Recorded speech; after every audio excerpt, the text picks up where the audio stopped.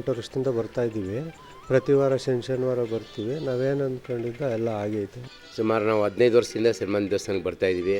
ಸುಮಾರು ಭಕ್ತಾದಿಗಳು ಬರ್ತಾಯಿದ್ದಾರೆ. ಮತ್ತು ಇಲ್ಲಿ ಏನೇ ಬೇಡ್ಕೊಂಡ್ರು ಒಳ್ಳೆಯದಾಗ್ತಾಯಿದೆ. ಪ್ರತಿ ಶನಿವಾರ ಬರ್ತೀವಿ. ಸುಮಾರು ಒಂದು 15 ವರ್ಷದಿಂದ ಇಲ್ಲಿ ಎಲ್ಲ ಅಂದ್ಕೊಂಡಿದ್ದೆಲ್ಲ ಆಗ್ತಾಯಿದೆ. ನಾವು 5 ವರ್ಷದಿಂದ ಬರ್ತಾಯಿದ್ದೀವಿ. ಇದರಿಂದ ಒಳ್ಳೆಯದಾಗಿದೆ. ನಮಗೆ ಕೆಲಸ ಸಿಕ್ಕಿದೆ.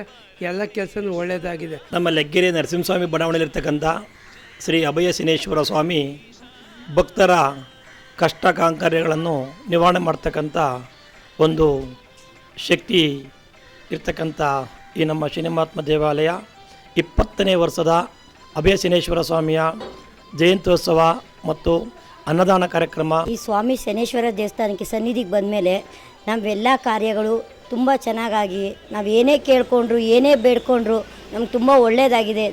ಗ್ರಹದಲ್ಲಿ ಪ್ರಥಮನೆ ಪೂರ್ಣ ಪ್ರಕಾಶನೆ ಹೇ ಸೂರ್ಯ ದೇವನೇ, ಹೇ ಸೂರ್ಯ ದೇವನೇ ಸಾಷ್ಟಾಂಗ ವಂದನೆ, ಜಯ ಜಯ ಜಗದೀಶ. ಶ್ರೀ ಹರಿ ಓಂ ಶ್ರೀ ಶನೇಶ್ವರ ನೀಲಾಂಜನಂ ಸಮಭಾಸಂ ರವಿಪುತ್ರಂ ಛಾಯಂ ಹರ್ತಾಂಡ ಸಂಭೂತಂ ತಂ ನಮಾಮಿ ಶನೇಶ್ವರ. ಇಲ್ಲಿ ಅಭಯ ಶನೇಶ್ವರ ದೇವಾಲಯದಲ್ಲಿ 20ನೇ ವರ್ಷದ ವಾರ್ಷಿಕೋತ್ಸವವನ್ನು ಹಮ್ಮಿಕೊಳ್ಳಲಾಗಿದೆ. 20ನೇ ವರ್ಷದ ವಾರ್ಷಿಕೋತ್ಸವ 15, 16, 17ರಂದು 15ನೇ ತಾರೀಕು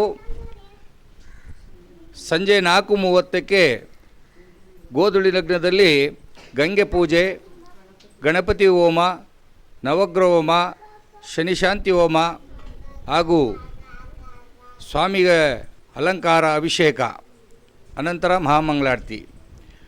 ಅನಂತರ 16ನೇ ತಾರೀಕು ಬೆಳಿಗ್ಗೆ ಸುಪ್ರಭಾತ ಹಾಗೂ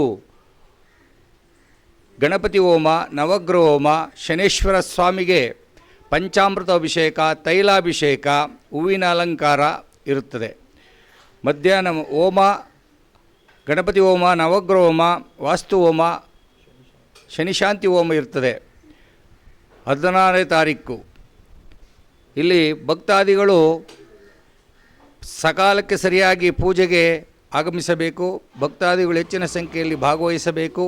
ಅವತ್ತೊಂದು ದಿವಸ ಅಗ್ನಿ ಸಮರ್ಪಣೆ ಹಾಗೂ ರಾತ್ರಿ 9 ಗಂಟೆಗೆ ಸರಿಯಾಗಿ ಸ್ವಾಮಿ ಅಗ್ನಿಕೊಂಡದಲ್ಲಿ ಸ್ವಾಮಿ ಪ್ರವೇಶವಾಗ್ತಾನೆ. ಅನಂತರ ಮಹಾಮಂಗಳಾರತಿ ಇರ್ತದೆ. 17ನೇ ತಾರೀಕು ಬೆಳಿಗ್ಗೆ ಅಭಿಷೇಕ, ಪಂಚಾಮೃತ ಅಭಿಷೇಕ ಹಾಗೂ ಮಧ್ಯಾಹ್ನ 12 ಗಂಟೆಗೆ ತೀರ್ಥ ಪ್ರಸಾದ ವಿನಿಯೋಗ, ಅನ್ನದಾನವನ್ನು ಏರ್ಪಡಿಸಲಾಗಿದೆ. ಮಧ್ಯಾಹ್ನ 12:30ಕ್ಕೆ ಅನ್ನದಾನ, ಸಂಜೆ 4:30ಕ್ಕೆ ಸ್ವಾಮಿಯ ಪ್ರಮುಖ ಬೀದಿಯಲ್ಲಿ ಮೆರವಣಿಗೆಯನ್ನು ಮಾಡಲಾಗುತ್ತದೆ.